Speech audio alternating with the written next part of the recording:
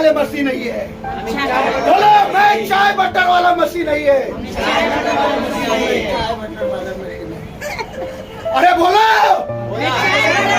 बोलो मैं चाय बटर वाला मसीह नहीं है।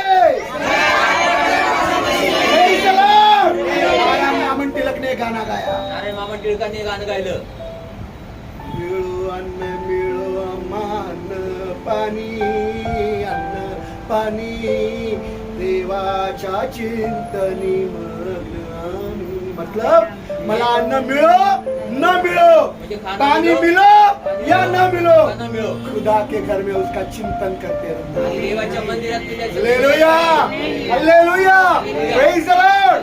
क्या आप लोग हो क्या? काय तुम्ही आहात का? बटर वाले, चाय वाले,